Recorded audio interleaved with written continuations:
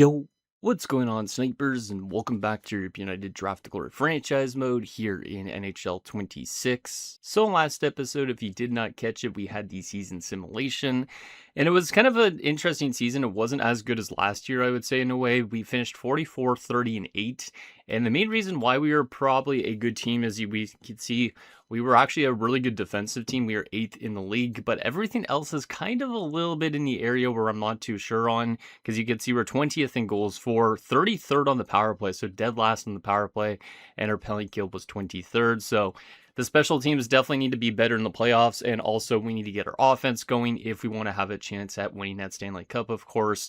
But the defensive play was good, so I don't think it was a terrible season, but obviously was kind of hoping for a little bit more, maybe more out of this team.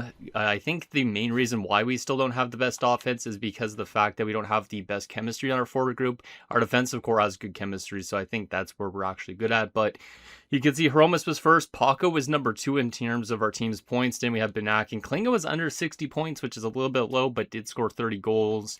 You can see guys like Green are still picking up 50-point seasons. Lee was up there for us, and then it kind of drops off considerably, but Nakamura still picked up 29 goals. So there's definitely some promise with our lineup still. I'm hoping that obviously we continue to get it better as these years go on, but I think there's going to be probably a period of time where this team kind of just maintains itself and doesn't really get much better or worse. So it's going to be interesting to see what ends up happening with this team, especially this offseason with Dave Antonio being a pending free agent. Are we going to bring him back? Are we going to let him go, especially with the guys in the minors? Tough to say, but there is a lot of good promise, at least with some of the people coming from the AHL, hopefully for this playoff run or for next season. So excited for all that, and I'm excited to see what we could do against the Rangers. Last year we beat them, but the thing is with last year is we had identical records, and as you can see with the Rangers stats, they aren't necessarily the best either on paper. Like, they weren't necessarily a crazy good defensive team or a good power play team.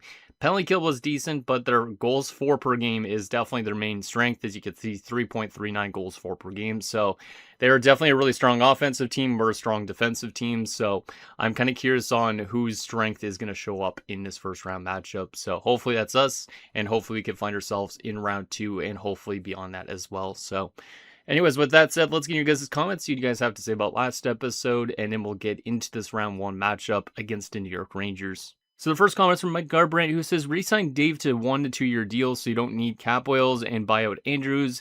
Dave with Paco works. It's your second pairing you need to fix too. And I'm not too sure still if I really want to re-sign Dave or not. This is definitely a big debate. I was thinking for sure to let him go, but I do see an argument for obviously buying out Andrews like he was saying. But the thing is with Andrews, he's only making 1.5, which is really not that high of a cap hit. Like, I do really like Andrews. I feel like he could literally just jump into the top 4 if he wanted to. But the thing is, obviously, with our top 4 defensive core, is it's already kind of set in stone a bit. Like, Pau is already listed as a top 4. Urquhart's a top 4. Lee's a top 4. And then Paco's a top 4. So technically, if we did let go of Dave in this offseason because he's asking too much, we'd still have a legit top 4, I would think. And then our top 6 pairing would still be Andrews and probably one of the guys from the minors. And then Maltby could still be depth. So I'm honestly not too sure if it's worth buying out Andrews in the offseason. Well, I guess we'll see if it's going to cost us too much or anything like that. I don't think it will cost us a lot, but I honestly don't really know still if I want to buy him out even. Like, he is still a decent defenseman. I know some people don't really think he's really worth his type of money, maybe, but you can see like 10 goals this season, which is pretty decent. He has had some injury-riddled seasons, so I could see the argument for letting him go because of that. But maybe we will let him go in the offseason. Maybe we won't. But if we do let him go, obviously, then we probably still need to think about letting go of Dave Antonio, I feel like, just because everybody on this defensive core pretty much is listed as a top 4 defenseman. And that's where I think letting go of Dave Antonio makes a lot of sense. Also, his demand right now is kind of a bit high, as you can see. Like, he wants a 4-year deal, which is not too bad. If we go to 1 to 2 year deals, like Mike was mentioning, you can see he wants only still 9.45, so it's not really like getting more and more expensive. But I feel like if we were going to give him a 1-year deal to basically get his interest higher and to where it should be, a 1-year deal would basically be over $11 million, I think. Yeah, that's what it's looking like. So over $11 million for a year. Would it be worth it to give him a 1-year deal for $11 million? I'm not too sure. We could end up sending this to a full-on no movement, so we could save a little bit of money. But it would still probably be around $11 million for a year, which could be good as a cap whale, like he said. But at the same time, do we really need to do that when we have guys like Powell ready to be in that top 4 already next to somebody like Lee or Urquhart? It's tough to say. So yeah, I'm not too sure exactly what we want to do yet, but we'll come to it once we actually get to the offseason. The next comment is from Sour Taku. It says, time to bid Dave Antonio adieu after the season. Also, I know you're not typically likely to do this, but you should utilize contract buyouts on players like Andrews. He doesn't produce enough and is too injury prone to keep on the roster. With only 1 year left on his deal on such a cheap contract, the penalty won't hurt you that much.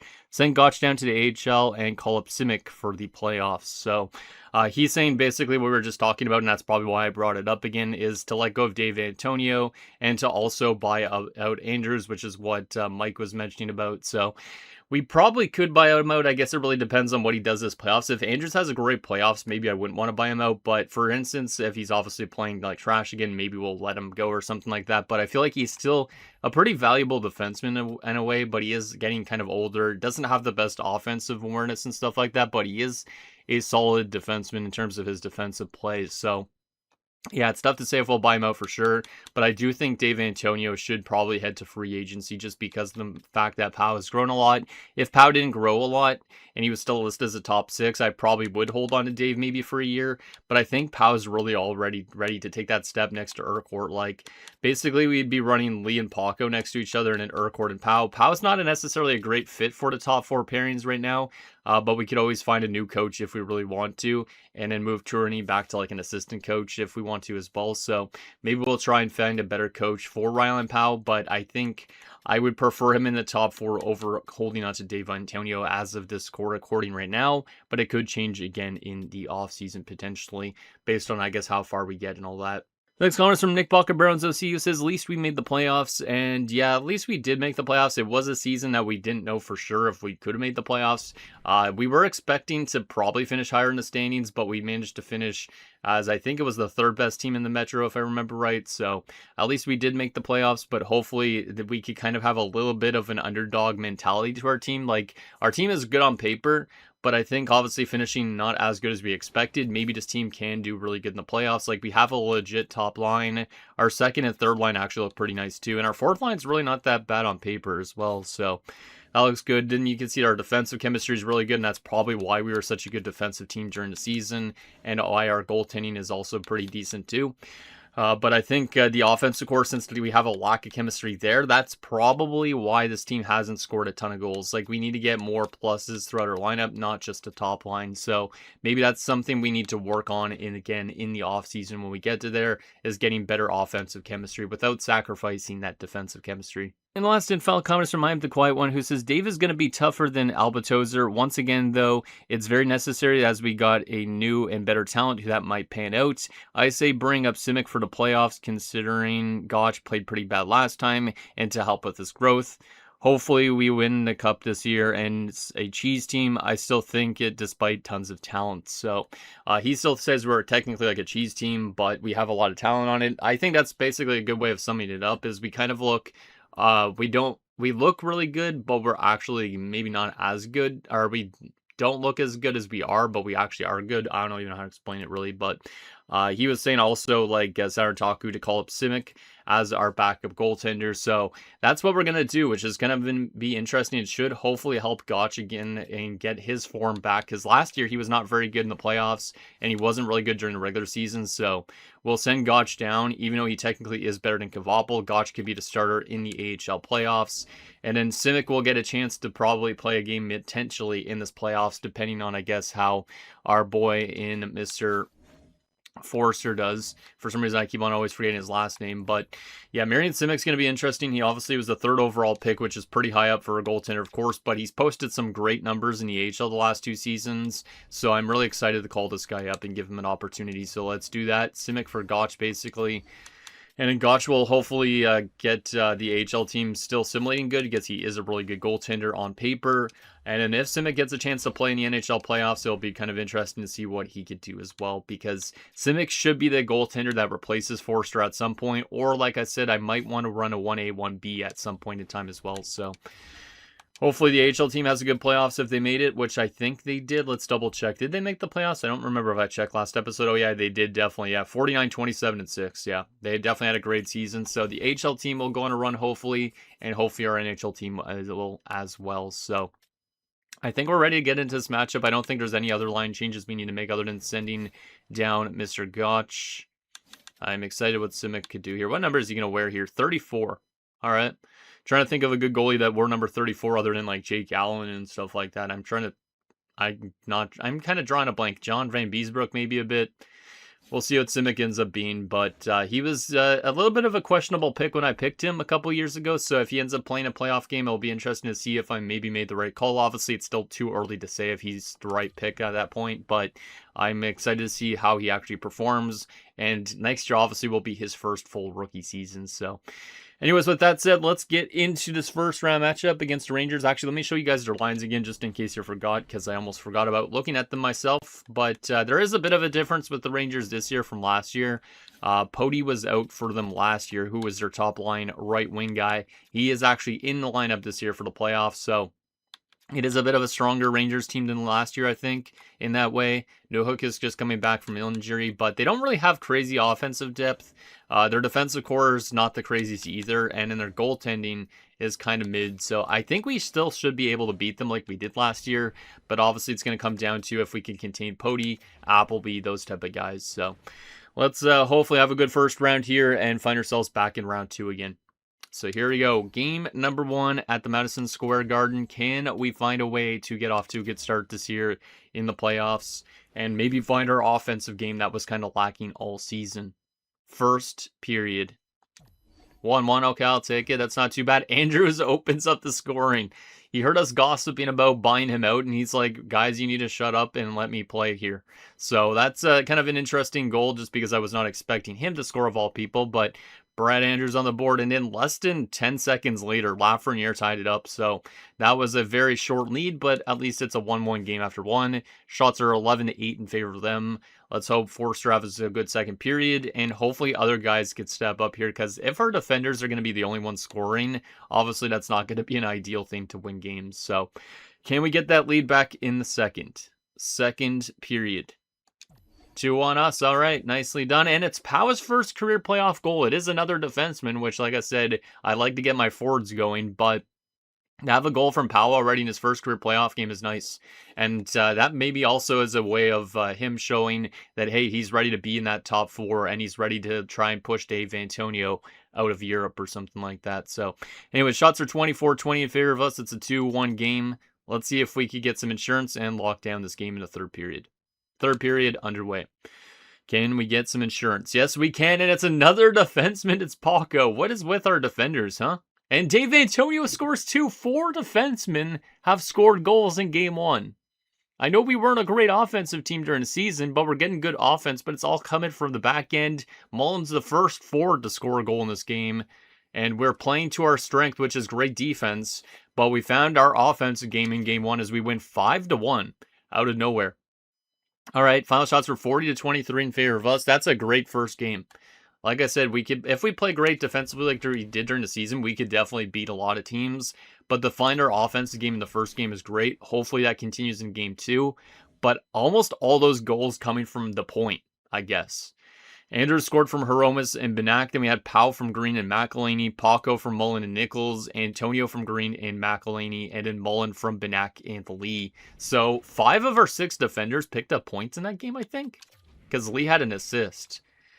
So Benak had 2 points, same with Mullen, McElhaney, and Green, but so basically all those forwards. But you can see like Dave Antonio 1 point, Powell with 1 point, Andrews with a point, Lee with a point, Paco with a point. The only defenseman did not pick up a point was Urquhart, I think.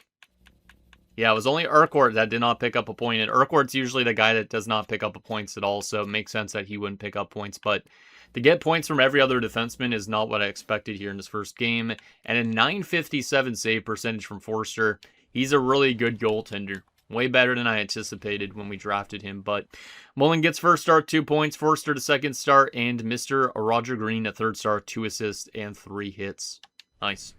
Yeah, that's a great first game. I can't really complain about anything because if our defenders are scoring most of our goals, obviously that's not technically ideal. But the fact that we were able to get goals from our back end, if our forwards do great too, then we could easily win a lot of games this playoff run. All right, let's keep the team the same for game two. There's no reason why we would change it after a game like that. So let's head to game two, still in New York. Can we take a 2-0 series lead headed back home? And can we continue to find our offensive game and continue our great defensive game so far? First period. 1-1 again, okay. They opened the scoring this time. It was Newhook early on, but we tie it up late. It is a forward in Nakamura who had a 29-goal season, so nice to see Nakamura on the board here in the playoffs. He did miss a lot of time last year in the playoffs, but then when he came back, he was actually pretty effective, but he was mostly picking up assists, so liking that he's on the board here early. He could definitely be a good goal scorer for us this playoff run, considering he's on a really solid second line. So, like that first period, hopefully we could find ways to get our offense going like we did last game, because it was 1-1 after one in last game too. So I think, yeah, the third period was most of our offense. So if we could get some offense in the second, that'd be good too. But it would be nice to get that lead back if potentially we could get that done. So second period, 2-1 Rangers. All right, so we're trailing going into third. Our offense, obviously not as strong as last game so far, but we did have a good third period last game, so maybe we have that in store in this one. But Arcobello has given them the lead. Shots are 20-17 in favor of us, so we are generating chances, but so far their goaltender has been on his game. Can we find a way to tie this one up in the third? And who wants to be it? Hopefully it's a forward of anybody, but third period underway. Can we tie this game up? And who wants to be it? Will Cooley gives them a 2-0 lead. That's not ideal early into the third. And then they make it 4-1 Pody. Now we're not playing our good defensive style as Andrews scores his second goal of the playoffs. Yeah, Andrews must have been listening to us talk about buying him out, because I was not expecting goals in back-to-back games. Bradford makes it a 1-goal game late on the power play. Can we tie this one up? Only a few minutes left, and unfortunately Braden Schneider, the empty netter, as we tried to come back, but those early goals in the period obviously set the tone for the rest of the game as we lose 5-3 in game two. That's not as good of a defensive effort, which obviously is not characteristic of our team, but at least we took one game in New York, so we can't complain too much. But it was not necessarily a super strong game on paper for Forster. And then I guess Guerin was in net for them in the last two goals. Interesting. I wonder if Blomqvist got hurt, because he was in net for their first goal against, and then he allowed 2 goals in the third period. It was Guerin, so I wonder if there was an injury. But still, I would say an okay game, but obviously I would like us to play a consistent defensive effort, because obviously if we start playing bad defensively, not scoring, that's where we're going to get into a bunch of losses and all that. But Nakamura from Green and Andrews, so Andrews also picked up an assist in this one. Andrews from Barrett and Bradford, and then Bradford from Lee and Green. So yeah, so far Green's been one of our best players for sure. Andrews, though, has been surprising here, and I'm not too sure if he, like I said, he's been listening to us about buying him out, but 2 points for Bradford, Andrews, and Green, and then they had Barrett, Nakamura, and Lee on 1 point. Plus minuses were not the best. Paco is a -3, but he is an OFD. Our top guys actually played pretty bad in terms of plus minus. Like Dave Antonio was minus as well. Same with Klinga. And then goaltending guys, yes. Forster posted in 840, which is not ideal. I could go to Simic next game and give him a chance to play his first career game. Maybe. Arcobello got third star, Andrews got second star, and Pody the first star. So, of course, Pody being back in the lineup for them has been a bit of a difference maker here early on. But there was an injury, and it was to Dave Antonio. Oh, man, it was to us, though. I thought it was going to be to them. But Dave Antonio's out with a strained hamstring, which is not ideal. I'm going to go replace player for a second here, but is not ideal at this point, especially considering that could be the last time he plays for this team if I do let him go in the offseason, which I'm still thinking is probably the best bet, but obviously I know there's going to be arguments either way. We'll have to come up with something, but yeah, anyways, I guess that means we'll go Lee and Paco together, and we'll go Powell in the top 4 because he's a good top 4 defenseman, I guess, at this point, with Urquhart, and then Andrews will go with Maltby. Even though Andrews actually could deserve a chance in the top 4, but we'll go with that. It's still good chemistry. And Forster, do I want to play Forster for this next game? I love him a lot. He's probably one of my favorite goalies we've had in quite some time. His last few games actually have been pretty good in terms of the end of the regular season and playoff to start, but this was his worst game in a while. You know what? We're going to give a chance to Simic. It might be a little bit of a risk giving a guy a chance right now, but I just want to see how Simic performs in a game. If we lose one, hopefully we bounce back again, but obviously having Dave Antonio injured, not super ideal. So, yeah, that's probably going to hurt our defensive play a little bit. But I think our offense has been okay. Our defense has been a little bit inconsistent, and then same with the goaltending. So let's see if Marian Simic could be nicknamed a Sim God or something like that. Like, if he actually sims well, he will get that nickname for sure. But we'll see what he could do in his first career start, which will be on home ice nonetheless. So he'll get a nice little ovation from the crowd, and as he gets to do his like little skate out and all that. But let's see if we could win some games on home ice. It's good that we took at least one of their games, and if we take both of our games, we'll still be in a really good spot. So let's play a better defensive game, and let's find maybe a little bit more scoring from our forwards in this one, if possible, because a lot of our goals have been defenders still at this point. First period, game 3. 2-0 Rangers. Oh boy, that's not great for Simic in his start. 2 goals on 9 shots. I know it is a tough spot for a kid to be in, so we are probably not going to be playing him next game, but I wanted to test the waters a little bit. We could still bounce back with 2 unanswered goals in a second, too, so we're not out of this game yet, but not ideal that they get the first 2 goals of the game, Cooley and Lafreniere, and we're out shooting them, so we are getting some chances, but we're unfortunately down by a pair of goals. Can we find a way to get back into this game? Second period.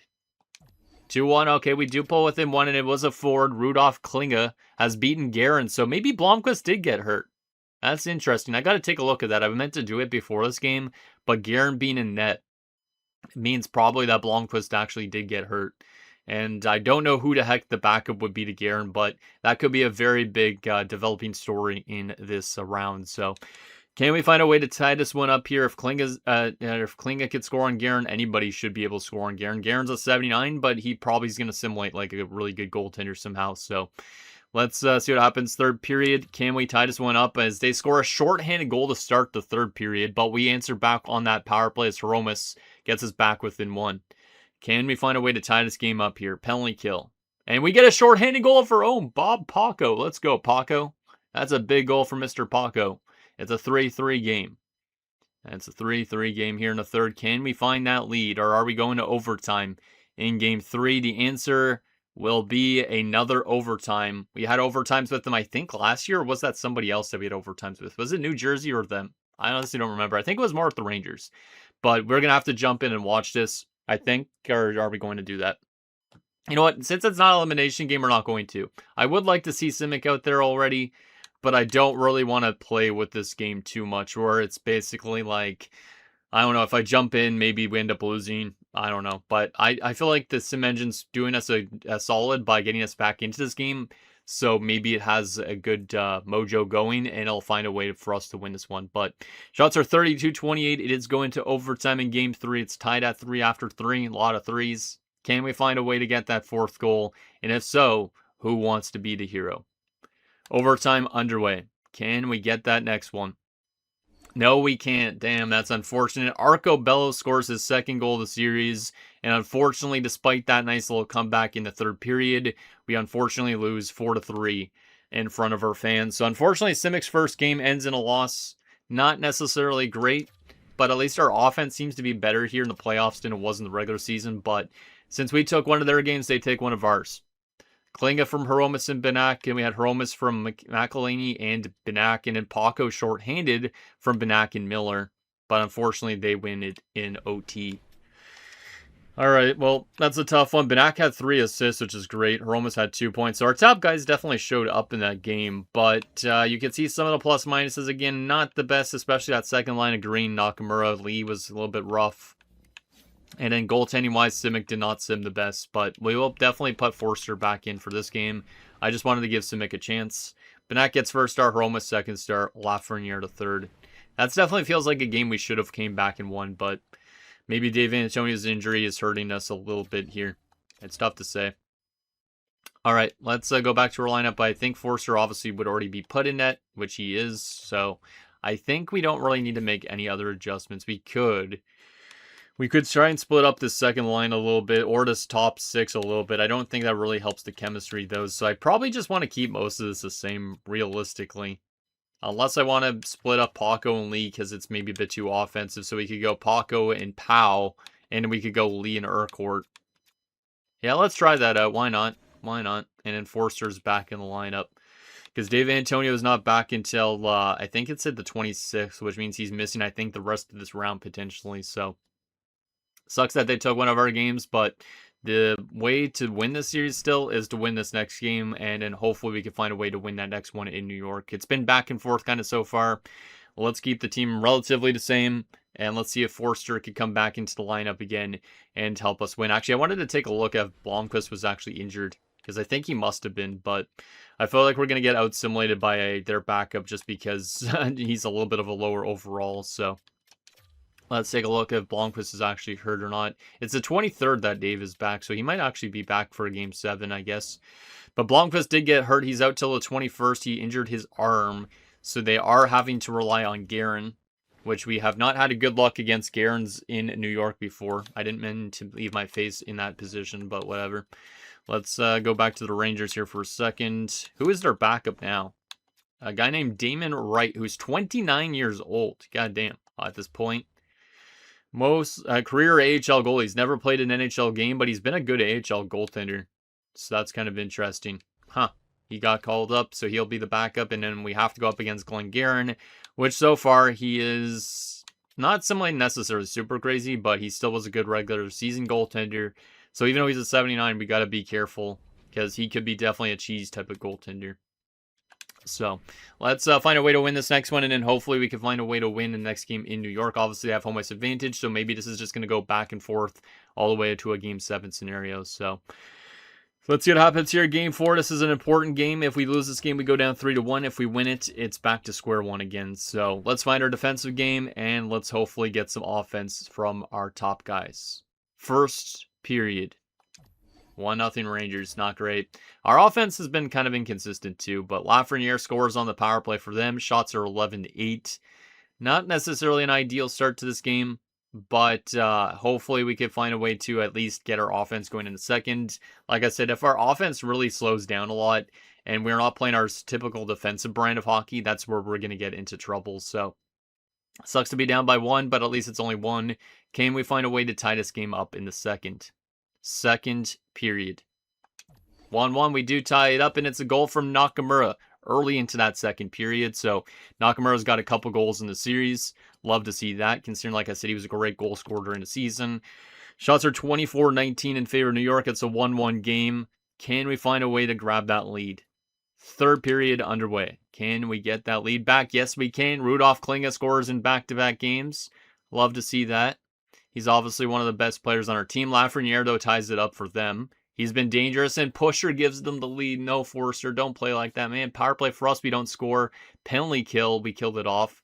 Final few minutes, down by a goal. Can we tie this one back up again? There's still time on the clock. Come on, boys, please. And unfortunately, we're not going to get it done, which means we need to win 3 straight games if we want to get to round 2. This is a tough setback because this team was good last year, but I don't know if it was letting go of Alpetozer, but unfortunately, our team has kind of stumbled a little bit more so this year than I expected. But we had the lead briefly, and then 2 quick goals, Lafreniere and Pusher, and unfortunately, we are going to be swimming uphill, or well, not swimming uphill, I guess, swimming up current or whatever, and it's going to be really tough for us to win this series if we want to win it. So, anyways, Nakamura from McElhinney and Green, Klinga from Paco, and that was it. Guess we're going to have to make some more line adjustments because we lost both of our home games. I was expecting to win at least one of them, but this team is definitely, like I said, not as strong as last year, and I'm not too sure exactly the reasoning for it. Forster was definitely a lot better in this game. He could have gotten us a win for sure, but our team's offense has been kind of dropping off a little bit since that first game for sure. And Guerin's finding his game, which is not ideal considering he's a backup goaltender. Like, you think Joel Blomqvist going down would have hurt their team a lot more than it looks, but it seems like they're getting good goaltending from whoever they want. All right, well, we head to the 20th. And yeah, Dave Antonio will not be back unless the series goes to Game 7. So we got to push it a little bit longer, or else Dave Antonio might never get another game on this team. He might not. But like I said, it depends if we resign him or not. But we're going to make some adjustments in terms of our forward group, I think. I think we're going to split up that top line a little bit. If I could find a way to get good chemistry on another line, which I don't think I really can. That's the only problem. Can I get a better chemistry in the top 6 or at all, or no? Doesn't look like it. God damn. Yeah, the chemistry does not change whatsoever in these other lines. It does with the top line, of course. But that's it. Bradford's like listed as a second liner. Law's a third line kind of guy.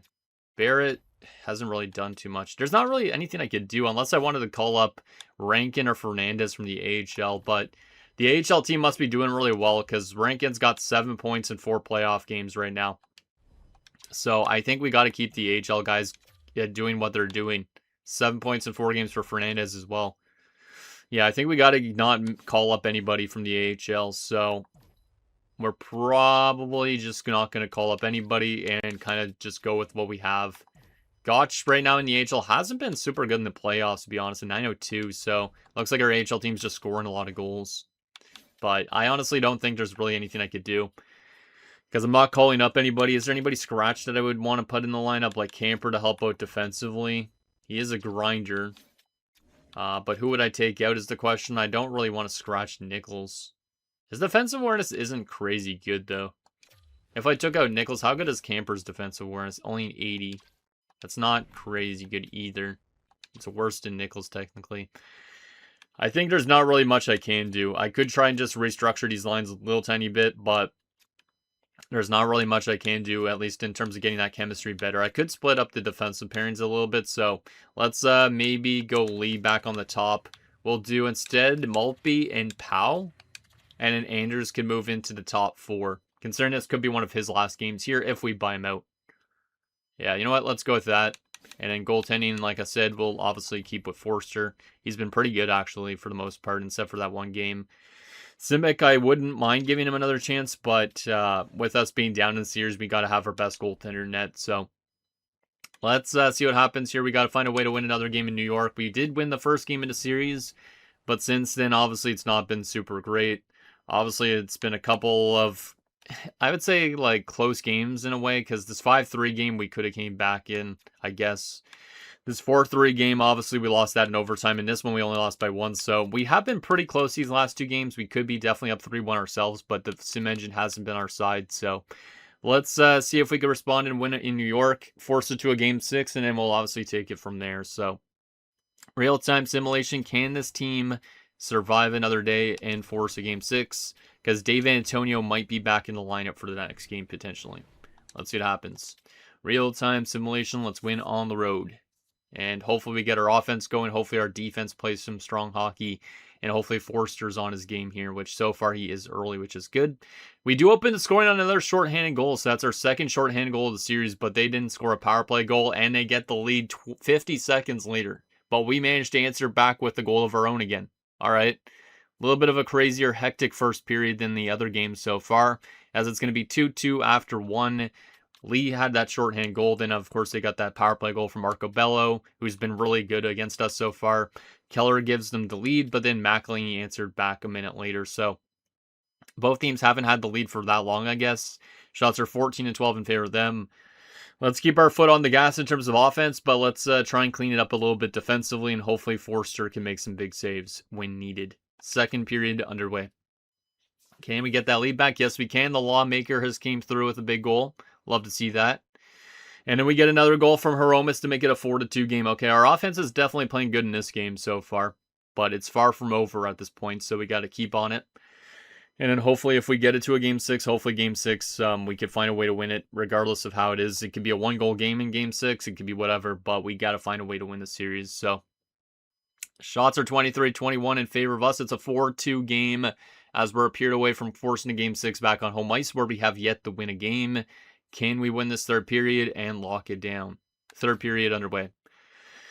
Let's play some good defensive hockey, boys. Show me that good defensive style we had all season. Power play for us. And we get a goal afterwards. It's Paco again. Let's go. Okay. Looks like we're going to at least get this series to a game 6. Hopefully we can get to a game 7 too, but we got to wait till we get to game 6 first and foremost to be saying that. And that's going to be a great game. Really great game on the road. 5-2. So our games in New York, I feel like, have been definitely better than our games on home ice. Even though the home ice games have been decided only by like a goal. Foul shots were 39-30 in favor of us. Nice game there from the defense, the goaltending, and our offense for showing up as well. So we had Lee from Hromis and Maltby. Then we had McElhinney from Urquhart, Law from Lee and Paco, Hromis from Klinga and Lee, and Paco from Benak and Klinga. So our big guys stepped up with those last few goals. Love to see that. And in terms of our stats, Lee had 3 points, and we had Klinga, Hromis, and Paco on 2 points, and then a couple other guys on 1 point, including Maltby. Shout out to Maltby. He's in our lineup only because of the Dave Antonio injury, and he's done decent, I feel like. Damn, 9 shots on goal for Klinga. And then 5 from Nakamura, 4 from Paco. Goddamn, these guys like to shoot. Nakamura was the only minus player in that game, and a 933 from Forster. All right, that's good. That is good. 3 stars of the game, Lee, Hromis, and Forster. So we forced to do a game 6 back on home ice. The real question is now, can we end our losing streak on home ice? As there was another injury, but this time it was the AHL's Kurt Richardson, who's one of our top defensive prospects, has strained his hamstring. We're going to go replace player on that, but that's unfortunate for Burnaby to suffer an injury because I think they are on to next round as Dave Antonio might be fully healthy here. It says he's available to play, but I don't know if he's fully healthy or not. But we'll obviously be taking Maltby back out here and getting Dave back in the lineup if he's ready to go, which it says right now he's not. We will definitely see if he actually will stay in the lineup or not. Maybe I'll play him on the second pairing. I'll play him on the first pairing if he's ready to go. It said the 23rd when he'd be fully healthy, but I don't know if he actually is or not.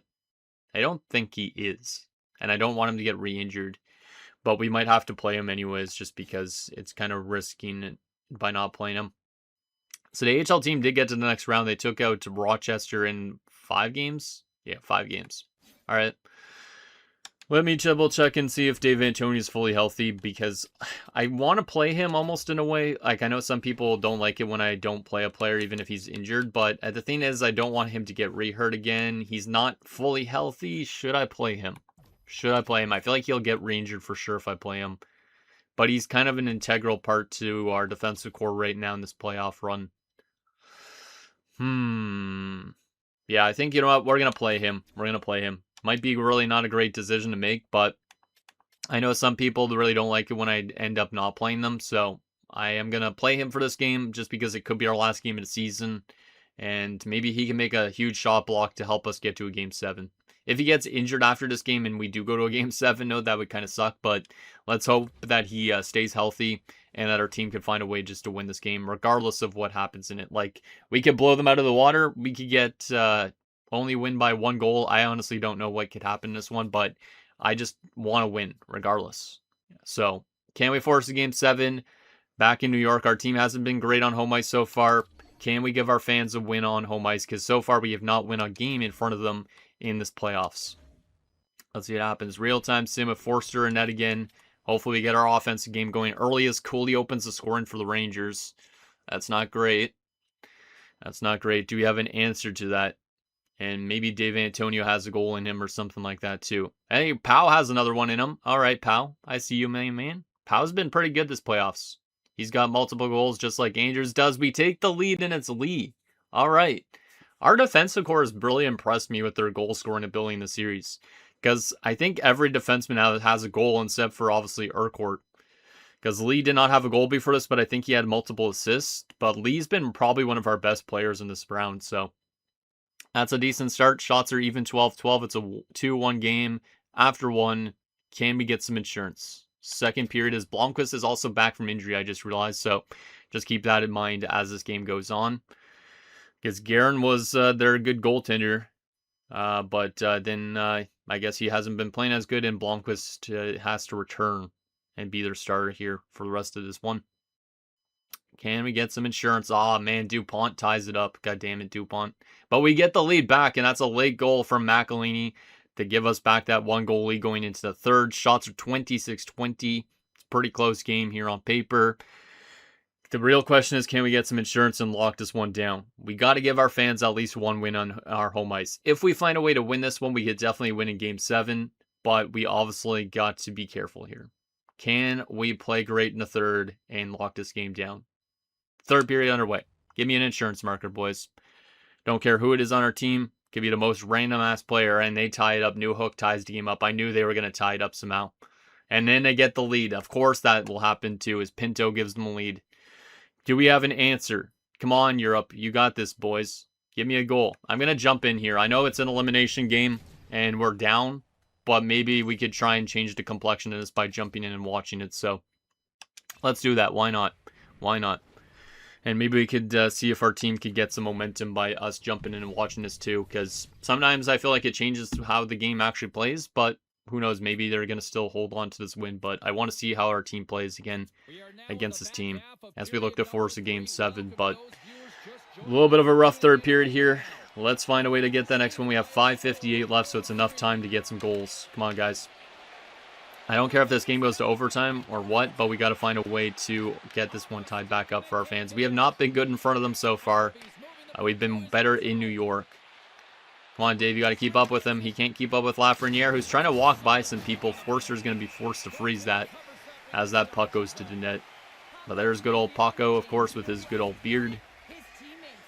But if we end up losing this series, I'm trying to think of realistically if we should hold on to Dave Antonio or not still. I don't think I want to hold on to him. I know some people really want to hold on to him, but I don't really know if it makes sense still. It's tough to really say. Buying out Andrews is going to hurt our defensive core too a little bit. Romas to Antonio. His shot, it deflects in and scores. Okay, we were just talking about Dave Antonio potentially leaving. He's tied the game up, and he's back from injury, but that goal was a fluke goal. You can't tell me that Dave Antonio intended to score this. He just put the slap shot to the net, and it deflected back off somebody's stick. Yeah, and into his own net. So this is a gift goal for Dave Antonio, and this is the game just trying to tell me, hey, you should hold on to him, but goddamn, that is the worst goal I've seen, I think, from a player putting it in his own net. It's just a random slap shot that didn't even look threatening in the slightest. Like, look at this slap shot. He's a born leader too, Dave, but it's just a shot to the net that goes right back off the stick. We'll have to go to an instant replay on that, but Mike Sullivan has to take a timeout here for his team. That's kind of funny seeing Mike Sullivan right there. He's still a head coach of the Rangers at this point, I guess. But, yeah, this is just a routine shot that the goaltender gets. Like, I was not thinking he was going to score here, but this rebounds off the blocker. And then Cagnoni tries to knock this down out of the air. He ends up knocking it towards his own net and in. And that's a random fluky goal for us. And the Rangers obviously pissed off here, because if that goal comes back to bite them, we could potentially win this series because that goal happened too. So, all right, this has been a back and forth so far. Romas draws the only assist. Now can we get that lead here late in this one, or is it going to be an overtime type of scenario game? That's why I jumped in. You never know what could happen on these plays. All right, some good forechecking there by McElhinney as he's trying to hit Lafreniere. He can't. I think that was McElhinney at least. Yeah, I'm pretty sure 86 is. Here's Appleby, their offensive defenseman, walking in with it. Finds Keller out front. Pinto turned away by Forster. Here's Nakamura the other way. Nakamura's got a couple of goals in the series. He gets by, shoots it to the net. That's turned away. Kind of a weird rebound. McElhinney strips the puck away. Antonio will blast it. It's blocked by Lafreniere. Antonio's got to get back as Lafreniere is just going to ice this puck. Well, not really ice it, but just dump it in. Paco held up there by Pinto. That puck is kicked up here as McElhinney throws it all the way up to Nakamura. Nakamura's tripped. That looked like almost like a dive, but that is a power play for us as their best offensive defenseman is heading to the box. Appleby goes to the box, which means we're going to be on the power play, I think, for the rest of regulation, if I'm not mistaken. I didn't see how much time is left on the clock, but that is a big power play for us at this point. Zachary Appleby just sticks out his stick, and Nakamura goes down maybe a little bit easy, but it does draw us a power play. And now we have a chance to find a way to get that goal. Yep, we are going to be on the power play for the rest of regulation and a minute into overtime. So if we could get a goal here, that'd be absolutely huge to force us back to a Game 7 in New York. So Benak against Guy Dupont, or whatever his name is, on the draw, and we can't really win it. Klinga gets a quick shot away. Blomqvist looked a little bit nervous on that play. That was a kind of a weird bull rushing play by Klinga, but he is that type of player. Let's win this face-off a little bit more cleaner. Goddamn, I can barely talk. I almost said Klinga because I was saying clean. Goddamn, I can barely even talk. Nakamura up front. Lee tries to get the shot through. It goes to the net. Loose puck in front. Blomqvist finds it as we do have full pressure. I like the decision by Lee to just get the shot going, as there was some bodies in front. I think it hit off a couple things, but that was a nice little chance. All right, here we go, Benak. You're our captain. Win this face-off, my boy. And DuPont wins it. Del Mastro will take it and clears it right into his bench. We're still going to be in their zone with that full pressure. Come on, guys. That pressure system usually works out well. Got to find a way to win it here. Benak at the draw. He'll tie up. Hromis gets to that puck, shoots, turned away. That was a good chance for Hromis, as Peltonen will clear it, and that gets rid of our pressure. But we are still in the power play, of course. Lee throws it to Benak. Benak finds Klinga. Klinga over to Nakamura. Nakamura over to Benak. Benak tries to get through. Lost control. Schneider's got it. And will he clear it? No, he won't. Good forecheck by Hromis. Hromis throws it to Benak. Benak to Nakamura. Nakamura will shoot it. That's turned away. Here's Klinga.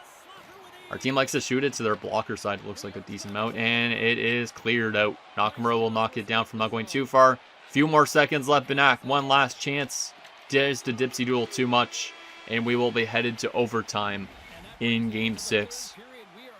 But Dave Antonio's goal gets his game to overtime. If you could even count it as his goal, really. Because that was just a brutal knockdown by Cagnoni.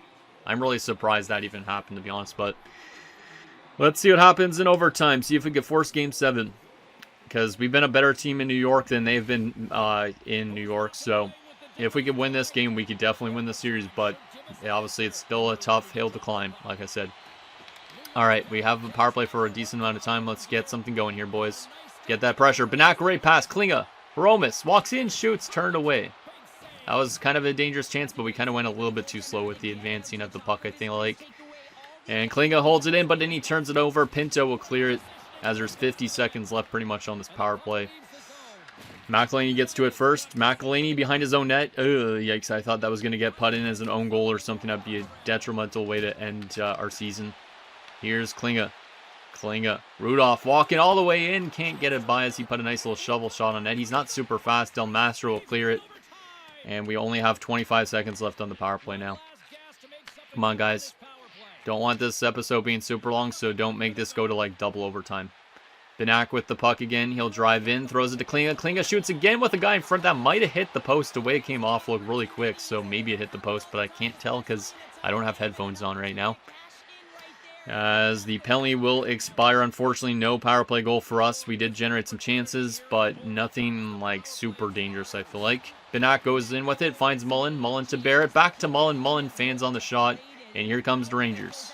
DuPont to Appleby, their OFD, who's now out of the box. He'll throw it over. Nakamura makes a great play defensively, even though he's a forward. Mullen trying to drive in past Schneider, but he can't. Pusher throws it to Peltonen, over to DuPont, as he's gassed because he was out there on their penalty kill. Great little hit there, almost forced a turnover. Appleby with it, turns it over as well. And now they got it. Pusher's going to probably just dump it. No, he's not. He's going to go for a rush. Big hit there by Lee. I think that was Lee. At least he just absolutely creamed him. Might have injured him. Lee throws it to Mullen. Mullen can't get a shot. The Rangers got possession back again. Pusher with it. Throws it up. Mullen intercepts. Over to Nakamura. Nakamura's still playing defense, which is not great. We need to get our actual defenders out there. Shot towards the net. Doesn't get through. Law gets hit from behind a little bit by Schneider, but no penalty. Here comes the Rangers as Appleby still playing forward for them. Appleby makes a move, drops to the pusher. That shot goes up in the air. I thought that was going to go behind him. Jeez, that was scary. I could not tell where that was. Arcobello finds Nikulin for the Rangers, and then he throws it out of the zone. All right, at least that pass didn't get to whoever he was intending to pass that to. A little bit of a tie-up at the blue line. Bradford turns it over. Nikulin will throw it to his Lafreniere. Lafreniere lost it to Dave Antonio. Here's Bradford, finds Law. Law doesn't have a lot of speed, so he will not be able to get in. But he'll get on the forecheck, of course, because that's what Law does. But unfortunately, Antonio comes in offside. All right, pretty standard overtime so far. Some good chances, but nothing like this. Wasn't like that crazy of a chance. That might have hit the post, though, like I said. Let's see. Yeah, I think that definitely hit the post the way that came out. I just wasn't able to tell. Yeah, we'll be able to take a better look at it from this angle. Let's see. Yeah, he hit the post. That was that close to sending us to a Game 7. And I don't like that it hit the post, because if it hits the post in overtime and you're not getting goals and the post is making saves, it feels like the hockey gods are not on your side, so to speak. So, Roger Green. I don't know if he won that face-off or what, but McElhaney's got possession now. McElhaney tying up here. He throws it to the net. Kind of a weird shot, but I mean, don't mind it. Pucks on net never hurt. So here's Arcobello for the Rangers trying to get in. Great stick there by Paco. Paco will lead the rush the other way. Paco can't get by Del Mastro. And now Dylan Holloway's with it. I think it's Dylan Holloway. Unless it's a different Holloway. It might be like, yeah, I don't know what other Holloway would be. Maybe some generated Holloway. Here's Antonio over to Paco.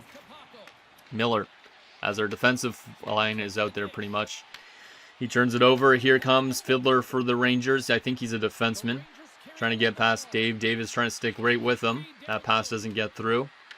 Come on, guys. Let's get this out of our zone. Holloway will take it. Holloway will shoot it. That was turned away. That might have been deflected off something as Wesley went to the front of the net. But this is a pretty back and forth kind of overtime scenario. Nothing too dangerous in terms of shots, I feel like, other than that post chance we've had. And now the Rangers win the draw. Cagnoni will shoot it. That is turned away as the Rangers have full pressure. We got to get out, guys. Our season's on the line here. Appleby's turned away. Loose puck in front. Lafreniere's turned away as Paco is playing some good defense. And we get it out. Whew, we survived the pressure system. Benak loses control as that puck goes still towards the net, though. Here's Cagnoni again. Tries to lead the rush. Slap shots it. Lee just blocks it, though. And then he throws it to Klinga. Klinga to Benak over to Lee. Lee can't get by as a defenseman tried to jump up, I guess. Lafreniere, and that's almost close to offside, but not. Urquhart to Hromis. Over to Benak. Benak will dump it in. As we look the forecheck a little bit, Klinga's going to throw a little bit of a hit almost without the puck, which is kind of weird. Lafreniere will lead the rush for the Rangers, and he'll just dump it. We might be going to another double overtime scenario potentially in this one, which is kind of crazy. I feel like we've seen... I think we went to one double overtime last year, right? If I'm not mistaken. Here's Lafreniere for the Rangers. Stick with him, guys. Good pass over. Cagnoni has a chance, and that's turned away as Cagnoni's trying to make up for his own goal. Here's Lee over to Urquhart up there. I don't know who is that. Oh, it's Law. Urquhart's got it again as we're making a bit of a change. Barrett now. Can't get a shot. Bradford, I think that is chasing down. I'm pretty sure Bradford's 75, right? I don't even remember all these numbers. Wesley turns it over. Barrett finds Green. Oh, it's Roger Green. That's who it is. Roger can't get a shot in. Here's Pelton in for the Rangers. This is a very stalemate type of overtime. Arcobello with it for the Rangers, trying to get in. Arcobello shoots it. Forster makes a big save there, as Arcobello's been one of the more dangerous players on the Rangers against us so far, so he gets a good chance away, but at least Forster's been making some big saves as he typically does. That was a pretty big hit on Benak. Hopefully he didn't get hurt on that play. I didn't see if he did or not. All right, come on, guys. We have our third line against their fourth line. Their fourth line has a lot more energy. I don't know who A. Holloway is. Even I think it was Emreid Holloway or some shit, but it's a generated player regardless. Here's Paco, turns it over. Schneider finds New Hook over to Kessler. Don't really like saying that last name because of his allegations that he has going on right now, but Kessler turns it over. Here is Barrett over to Paco. Paco finds Law. Law to Bradford. Bradford's had some good overtime goals before. Here's Bradford again. Bradford carries it in, finds Barrett. That shot's turned away by Blomqvist. All right, that's a good play started by Bradford. I think, who was it against last year that Bradford scored in overtime? I'm pretty sure it was last year, or maybe it was the year before. Tough to remember, but Bradford has an OT goal in his history, so. Anyways, our second line against their fourth line as Roger Green can't win the draw, unfortunately. Here is Pelton trying to get in. Pelton can't get by. Dave Antonio will lead the rush. Antonio shoots it, turned away. Nakamura will get on the forecheck, but can't get that puck back. Here comes New Hook over to Holloway. Holloway gets hit off of it. Here's Nakamura again. Yeah, we're into the final minute of this first overtime. We might be going to a double overtime unless something happens here. Kessler for the Rangers can't get a shot. Here's McElhaney. He finds Roger. Roger will take it and just dump it smartly. Good way of making sure that it doesn't go back into our zone that fast. Holloway to Peltonen up to Pusher. Pusher with it for the Rangers. Pusher still trying to walk in. McElhaney sticks right with him and then turns it over. DuPont. Up front, chance for Fiddler. That's a big save there from Forster. Pusher, another chance, can't get the shot. Great defensive play. And we will be going to double overtime here in Europe. Of course we are. I wanted this to be not that long of an episode, but since this game's going to double overtime, and there's still another game potentially after this, this could be a long episode again, but whatever. Alright, let's see what happens. Double overtime. Usually in the sim engine it ends quick. Will it end quick in real time is the real question. But we've been treated to a pretty good game so far. Come on, Benak, you got to win this draw against Pinto, and he does. Antonio throws it up here as Hiroma's trying to scoop by, can't. Oh, man, I wonder if this overtime is going to be like the first overtime or not. Pinto tries to walk in, good stick there. Here's Cagnoni, throws it to Lafreniere, over to Pinto, over to Cagnoni. He shoots it, deflection in front, great block, though. I think it bounced off of a Rangers player, though. But great play by Paco to pick that up afterwards and get it out. Here's Rudolph Klinga. Klinga making some moves, lost it, got it back again, got it again, and got a shot. But he was turned away by Blomqvist. Here's Lafreniere. Great stick there by Paco, and now it's our Hiromas. Hiromas walking in with it, gets hit off the puck, can't really make any moves, unfortunately. We should probably be simplifying our plays and not trying to go for some crazy decent overtime as Lafreniere's got a chance. Paco will try and cut him off, and he will. What a great play by Paco, because that could have been a 2-on-1 all of a sudden, but he just nailed him and threw him down. Here's Nikulin for the Rangers, over to Cagnoni, back to Nikulin. Nikulin driving into the zone. Antonio tries to stay with him. Nikulin will shoot it. Forster, easy glove save. All right. Wow, this game could be one of those ones that go for a long time, but the sim engine or the game engine will probably want to end it earlier than that, I would assume. I don't think this game could go really to third or fourth overtime, but you never know. You never know. The Rangers have been a little bit more dangerous in this overtime, I feel like, compared to the last overtime, but that was a great hit there by Klinga. It looks like he's got like 9 hits in maybe the entire playoffs or maybe this game alone. I guess it's in this game alone because he's got 19 apparently. So Klinga's been getting hard on the forecheck. Green versus Arcabello. Green wins the draw. Nice. Paco finds Antonio. Antonio up to McElhinney. McElhinney makes a move. McElhinney doesn't shoot it. Lost control, and now the Rangers have possession, but they turn it over. Nakamura forced the turnover. Good backhand chance there from McElhinney. I don't mind it, because backhanders are tough to read sometimes as a goalie. And that could have got deflected in front or hit off something. But a good chance there. All right, come on, Roger. Win this draw. Roger Green, can he win the offensive faceoff? Yes, he can cleanly. Urquhart will shoot it right off the faceoff. Blomqvist saw it, though, and then they actually threw it out, surprisingly. They didn't freeze it. Now here comes Cooley behind our defense. Cooley makes a move, lost control, though, as he tried a bit too much. Here's McElhinney the other way. I feel like this game's going to end soon. McElhinney with the puck going end-to-end, throws a weak shot to net, and he'll force Blomqvist to freeze it. I feel like this game's kind of picking up the pace a little bit, so I feel like a goal's coming, but who knows, maybe it won't. Maybe it won't. Green versus Wesley. Come on, Green. You got this. Win it cleanly again. And you can't win it this time. Braden Schneider for the Rangers up to Dupont. Dupont dumps it into the corner. Urquhart will chase it down. He'll get to it. Urquhart to Roger. Roger up to Nakamura. Nakamura gets hit, but Green's got possession now. Roger makes a move, lost it. Here comes the Rangers the opposite way. It's a 3-on-3. Dupont makes a move. Over to Wesley. Shot turned away. Damn, that was dangerous. Didn't expect that chance. Bradford finds Green. Roger turns it over again. Here comes Wesley as this game's probably going to end soon. Pusher walks in and shot is weak as Forster's going to get to it. Yeah, I definitely feel the tempo is starting to rise a little bit. But Guy Dupont, yeah, this is his name. I thought it would be his name just based on the fact that he was a French guy, but he threw a big hit there. I don't know who he... Oh, it was Nakamura he knocked over. Damn, that almost looks like a full-on interference, but he had possession of the puck, so it's not. But damn, that's a big hit. All right, we got to win this face-off and get out of our zone. They have their third line still out there against our third line. Our third line's a little bit more energized, so maybe we can win this defensive face-off. Come on, Barrett. Barrett will win it cleanly. Paco can't get it out. Paco's got it back again. He's under a lot of pressure. He lost control. Dupont tries to throw it up, and he almost turned it over. But the Rangers still hold on to possession. Get it out. There you go. There you go. All right. Dave Antonio. Come on, Dave. Dave will dump it. It's now with Appleby for the Rangers. Man, this is a net-for-net game. That's a huge hit. I don't know who threw that, but that's crazy. Wesley tries to drive in. He almost turned it over. Chance there again for Cagnoni, who's been all around it in overtime. But once again, Forster knows where to be. But who threw that monster hit? Oh, it was Law. Oh, my goodness. Yeah, no shit. It's going to be a Law. God damn. That's the Law coming down and crushing on him. It's just bam. He just got like full-on guillotined. God damn. Alright, here you go. Benak.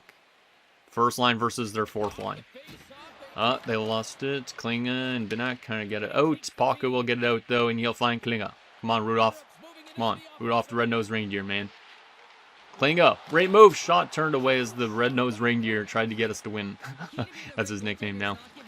Can we get the puck back? Yes, we can. Hromis has it. Hromis shoots it. That's turned away. Not even a crazy chance, really, because he couldn't get really towards the net much. But still, that was a great chance there from our first line here. Kessler for the Rangers. Tries to get it in. Klinga turns it over. Holloway gets a shot that doesn't get through. Benak with it again. Benak throws it all the way over. Just barely onside, I guess. As Klinga is starting to pull on some pressure on Fiddler. He forces a turnover. Hromis to Klinga. Can't get a dangerous shot away. With Benak trying to fish that out too. Here's Cooley for the Rangers.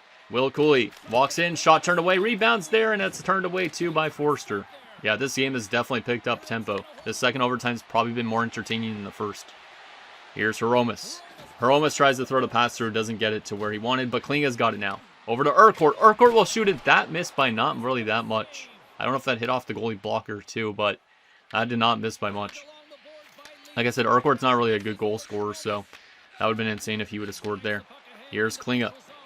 Klinga throws it to Urquhart, back to Klinga. Klinga's shot's turned away, loose puck in front, and it was in the crease, but Blomqvist found it before Benak could fish in that loose puck. That's unfortunate. That was very close. Not this play, but the last play.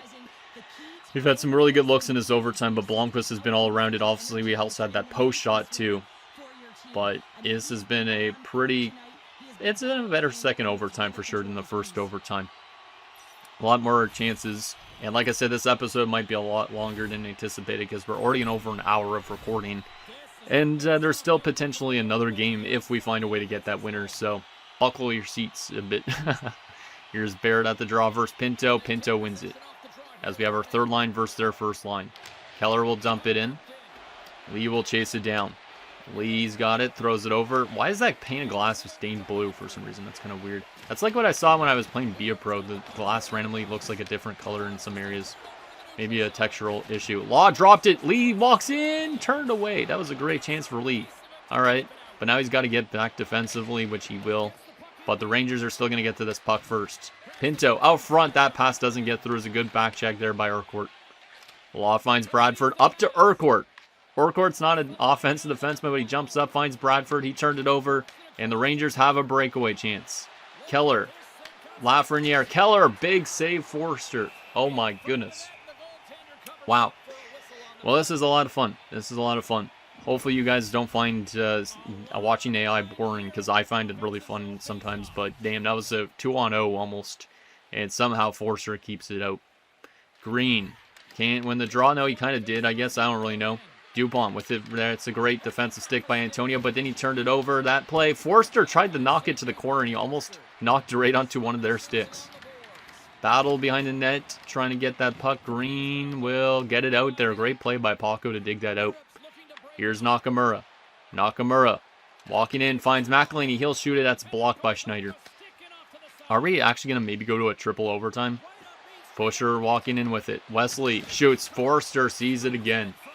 Oh my goodness. Well, I'm sorry that this episode is going to be a lot longer than anticipated, but if you guys like to watch long videos, this is exactly what you came for. Roger Green versus Arcabello on the draw. Green wins it. Paco gets hit off of it, almost turned it over, but now Peltonen finds Cooley. Cooley drops it back, and he can't even find his player, which means it goes back into the Rangers zone. There's only 5 seconds left. I think we might be actually headed to triple overtime. And force a turnover, Lee. Oh, that's turned away. Great last shot on that overtime chance, but we are going to be going to triple overtime in Europe. This is the longest game in Europe United history. The longest game. We had a post shot in the first overtime. Good chance late in that second overtime, but shots are 52-47. There's almost been 100 shots combined, but no winner yet. Will we find a way to win in overtime 3, or will it go to overtime 4? We might be here all day. This might be a 5-hour recording. Who knows? Here we go. First play of the new overtime as Benak will keep it in the Rangers zone. Cagnoni throws it up for the Rangers. Here is Lafreniere with a head full of steam. Makes a great move through our defense, but can't get by after that. That was a nifty move. Made like kind of like a toe drag. Lafreniere's got it back. Pinto surveys. Throws it to their point. That shot is blocked off a body. Keller finds that loose puck, and Paco blocked it too. Oh my god.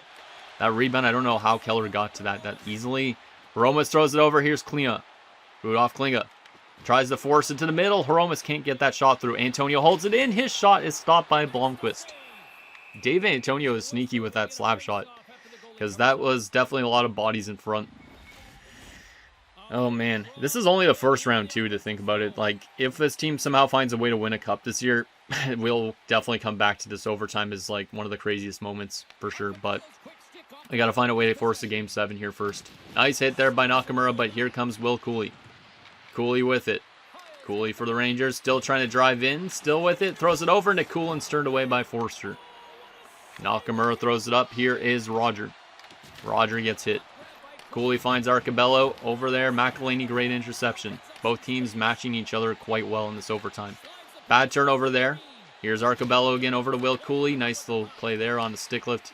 And Antonio will find Nakamura over to Roger. Roger tries to force the pass. Nikulin intercepts it. I think both teams are getting a little tired. Nakamura behind the net finds McElhaney. He'll find Green. McElhaney is really good on the defensive side of things in terms of intercepting, so I'm glad that we have him in this overtime as they throw their 60th hit of the night. Goddamn. Yeah, this has been a physical game. There's been a lot of shots.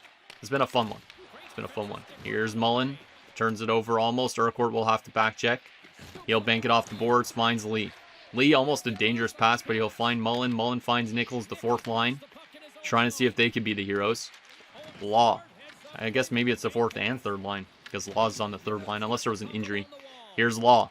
Can't get by Cagnoni. Cagnoni for the Rangers. I guess he is an offensive defenseman because he's jumped up a lot. Nikulin shoots it. Forster sees it. Does not allow a rebound. As the shots are 53-49 in this one. Crazy. I might have to condense this down to highlight style almost to this overtime, if I don't want this episode to be that long. But Paco nailed Cooley down. That was a nice hit. His Bob is not usually a huge hitter, I don't think, but he just threw him down. I don't know why I'd say that he was a center there. Maybe that was when he came out of a box, but he wasn't in the box at all. So I don't know why it said center, but whatever. All right, defensive zone, both 3rd lines out there for both teams. Bradford won it. All right, whoever is the center. Is it Bradford or was it the other guy? All right, it's Barrett that is the center. I always forget who's who. Schneider with it for the Rangers, going towards his own net. Nice hit there, but that's a penalty. Oh, man, that's a cross-check from Law, I think, in overtime. As DuPont gets in with it for the Rangers. We got to play good defensively still here, as they will be going to the power play. It is a cross-checking penalty to the physical man himself, the lawmaker, and he'll head to the box. I don't know what else his nickname is, the lawman, the judge. I honestly don't even know. But Tourigny's not going to like that play by Jared, as he just cross-checks Schneider on the offensive forecheck. Gets a little aggressive trying to get that puck. Yeah, a little bit of a cross-check in the back. And unfortunately, we go to the penalty kill. We had a power play chance earlier to try and win the game, and we did not score on it. Now they go to the power play trying to end it, as we look to try and kill this off and maybe get this game to a quadruple overtime or something like that. Romas on the draw. He's not even a centerman, but he's taking this face off. He wins it. Powell will clear it. Nice slap shot. All right. A lot different than the Rangers setup in terms of clearing it, just flapping down. I don't mind it. Keller tries to get by. Powell will try and stick with them. Cooley turns it over. Here's Hromus. He'll slap shot it down too. That must be part of Tourigny's playbook or something like that he likes just people dumping it like that. Here is the Rangers again. Shane Pinto walks in. Nice defensive play there, as we are making a pretty good job at this penalty kill here early on. Powell with it. Our team's going for a short-handed chance, maybe. Klinga will go on the forecheck. Can't get it. Klinga is really slow out there, if I'm being honest. Pinto with it for the Rangers. Tries to drive in. Finds Keller. Forster will make another save. As now we've thrown 60 hits in this one. Wow. Yeah, I'm going to probably have to condense this down into highlight style. Maybe. I was not expecting this episode to be this long. I've been recording for an hour and 10 minutes almost. Antonio cannot clear it. Here's Nikulin. Over to Pelton, and Pelton into Arcabello. That shot's turned away too. As the Rangers have full pressure. Another chance for Arcabello. He can't get it. Another chance towards the net. Antonio blocks it, and Miller will clear it. Our team won't bend, or they bend, but they won't break, so to speak. Turnover scores! Oh my goodness, what? No way! Adam Benak, the captain, I was not expecting it. I was I was at the point where I was going to clear my throat. A short-handed goal in triple overtime by the captain. And Benak is forced to game 7, which means this episode is going to get a little bit longer. But this goal, you guys will always remember this. Potentially with all my series, I will remember this. This is a crazy goal. Crazy goal. They'll definitely show a replay on it. We'll have to go to it too. But if you sat through all this overtime with AI playing, you're a real one. This is the play that literally did not come easy, and it was something that I was not expecting it, because it looked like they had a routine breakout, but they turned it over. And that was one of the most EA goals I think I've seen in an overtime as well. As Del Mastro loses control off of his own netting, Benak strips it and pops it upstairs on Blomqvist, short-handed, and we go to a game 7. Let's take a replay on that again. McElhinney got 3rd star apparently, but that's just a routine dumping. Who dumps this? Miller dumps this. Oh yeah, right. Yeah, because this is like a play that Del Mastro should easily break it out. Benak's a little aggressive on the forecheck, but Del Mastro hits off his own net and then loses control. And this defenseman's not paying attention to that. Benak steals it and strips it so quick and then just puts it on net. Oh, that's my captain. That's my captain. My God, that's a friggin' crazy goal. You guys should always remember this goal if we win the Stanley Cup this year especially, but this is one of my most iconic goals I think I've seen in this franchise mode. So shout out to Benak, the captain of the team. Hopefully we win in game 7 now after all that, but McElhinney finishes a 3rd star. I don't really care about this 3 stars of the game at this point, but Powell from Law and Mullen. We had Lee from Paco and McElhinney from Nakamura and Green. Antonio forced it to overtime from Hromis, and an Adam Benak's first goal of the playoffs, I think, ends up ending this game. Let's friggin' go. 2 points for McElhinney, a lot of other guys on 1 point. The goaltenders are definitely some of the stars. Forster out at 925. Let's go. All right, we need to get to this next game fast, or else you guys are not going to be at this watching this entire episode. Well, maybe you will be, but if you aren't, you're going to miss a lot of good stuff. All right. Rakunik's back for the AHL. That's good news. Rakunik's been missing the entire season with a broken leg pretty much. So that's good for the AHL team if they're still far into the playoff mix. I'm not too sure. Who was the other one that was injured right now? I don't even know. Let's go with Rakunik in this spot. I'm not too sure where he was actually playing. But, he's not fully healthy. I don't want him to get re-injured. I do not want him to get re-injured. Let's just keep it the same for the time being. All right. Well, we got a game 7 scenario. We're going to get to this right now because I don't want to make any line adjustments and because that game took forever. Let's get to game 7 in New York and see if we could build off that overtime win. First period, game 7. Scoreless. I think we're going to do a real-time simulation for the second and third, but we outshot them 14-8. That's a solid first period. Unfortunately, no goals so far. Can we find that lead in the second? Let's do a real-time simulation the rest of this game, because usually I do a real-time sim for game 7, and I almost forgot about that. This episode's been kind of crazy. Kind of crazy. Power play for us here in game 7. We do not score on it. Can we find the game's first goal? Penalty kill, nicely done. Power play for us. We do not score on it. And a few minutes. And we are going to the third period, still deadlocked at 0. This is exactly kind of how the overtime's played out. So we're doubling them in shots 28-14, but it's an even 0 game. Oh my goodness. Come on, boys. If we could just find a way to win this third period, we could get to the next round. Okay. So keep playing great defense, limiting their chances. Goaltender, keep playing great. And offense, find a way to beat their goaltender. Okay. It could be a crazy shorthanded goal again. I don't really care. Third period underway. Come on, boys. Please. Please. Maybe Dave Antonio has more goals in him. That own goal is crazy, though. And, Pinto gives the Rangers the lead. I don't like that. It was a power play goal for them. Can we answer back? Penalty kill. Get that penalty kill off, please. Thank you. Can we tie this up, please? Come on, please. I want to jump in, but I don't want to jump in. I want to jump in here. 2 minutes left. We're only down by a goal. It sucks because if we lose this, then we're going to lose in game 7 after that crazy long overtime. But I don't want this episode being crazy long, but it already is going to be. So we might as well watch these last 2 minutes and see if this team can force overtime again.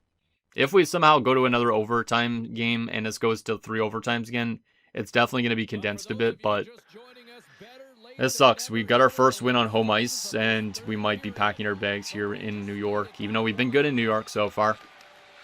But we're going to probably have our goalie pulled soon. Come on, guys. Find a way to answer here. Even though I don't really want to sit through 3 more overtimes or something. Oh, nice forecheck. Mullen's got it. Mullen throws it back, turns it over. And we don't have our goalie pulled yet, but likely once we get into their zone. Oh, no. I just realized our young goalie, Simic, is in net, which means Forster might have got hurt in this one. Yeah. I wonder if that's maybe just a glitch, though, too. But Simic's in net. They're trying to pressure us, and they're trying to score. But they have stopped it. Nicely done, Simic. 39.5 seconds left. And we need to get still into their zone and get our net empty, if possible. Oh, wait. Maybe that was a glitch. Yeah, it was a glitch. Because there's Forster back again. I guess that's just a weird glitch, but I shout out to those blue pads. This is like the first time I think we've seen our team on the road, which is pretty exciting, so. But we need to get into their zone. If we're going to just be stuck in our own zone, that would be kind of suck way to get eliminated. But like I said, that triple overtime goal, I'm still going to always look on that fondly, and there's an own goal from Dave Antonio. And like I said, is this Dave Antonio's last game? That's unfortunate. That's probably going to eliminate us from the playoffs because there's less than a minute left. We just got way under pressure here since we jumped in, and Dave Antonio, of course, had to be the guys to score his own goal. Damn, I feel like we've seen a lot of weird plays since we jumped into these games, too. I thought we were going to come back and win the series after that triple overtime game, but Dave Antonio has other plans. Maybe he's going to sign with the Rangers in the offseason. I honestly don't know what his plans are, but is that the last thing we're going to know Dave Antonio for here in Europe? Or is he going to come back for one more year? Hromis with it as we pull the goalie. Hromis shots turned away. 30 seconds left to get 2 goals. Hromis another chance, and Blomqvist will make the other save. Blomqvist has been really locked in these last 2 games. Like, he almost gave the Rangers the win last game, and this game he's made 37 saves. So, it's unfortunate that we're going to probably lose, even though we've played pretty good most of the series. Like, we've had a lot of close games. But, there's definitely some stuff we can build on in the offseason. Like, we're going to still have a really good roster, I think, going into next year, but I'm a little bit nervous about how some things might impact our team. I'm excited about, though, like, guys from the AHL coming up, like Rankin and all that, so that should be exciting for next season. Here's Banak over to Nakamura. That shot's turned away. Loose puck in front. Little puck is still loose, and it's turned away. And unfortunately, we're going to be eliminated in the first round and 7 games by the New York Rangers. They get redemption from last year. I wonder if the Rangers are going to go on to win the Stanley Cup. I'm not going to do like I'm not going to simulate up to the end of the playoffs and all that in this episode because it's just been way too long. So we're probably just going to look at, the progress. We can look at all that stuff in the start of next episode. I will probably briefly show you guys the draft class again, but that's probably it. Well, that's a tough one. That is a tough one. We don't even score a single goal in Game 7, but yeah, their goalie was pretty locked in. And yeah, Simic only came in for the 6 minutes that we watched, basically. Or a few minutes that we watched. That's kind of weird. Oh, well. That's kind of weird. Alright, well, tough loss. Maybe I needed to make some adjustments. I don't really know going into Game 7, but I kind of wanted to rush into it. So, final things we're going to take a look at is just briefly our player stats. And then I guess also the draft class. I'm not going to look at contract situations and all that stuff. Or maybe I would. I just don't want to have too much stuff to add to this episode here. But it was a good effort. It was a good effort from this team most of the time. But you could see like McElhinney and Banak were point per game. Obviously, Banak's game-winning goal, still iconic. Hromis and Green were almost point per game. Everybody else kind of a little disappointing in terms of the points maybe. But we got good depth scoring where everybody on our team picked up a point on both offense and defense. Paco and Lee led the way most of the time. Dave Antonio played great in terms of the playoffs. Didn't take too many penalties either. And then same with Andrews. Andrews was really good in terms of the plus-minus department. And then the goalies, the goaltender Forster was good. Simic barely played, but Forster was really good.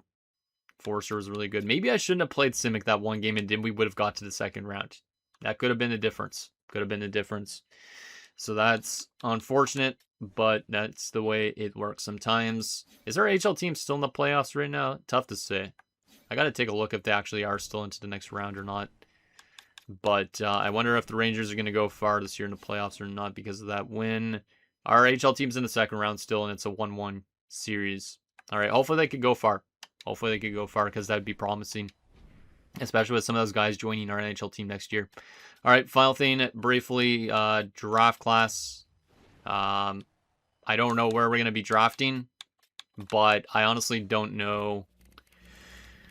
Yeah, there's probably going to be some, like, I don't know if we want forwards or defense more so. Like, we're going to be drafting kind of late, so we're probably going to get somebody like O'Reilly, Stajan, Grellinger. Like, if we want to get a top 6 forward, that's not a bad idea. There's also Mahalik. But I honestly don't know exactly what we need. Ray's a good defenseman, too.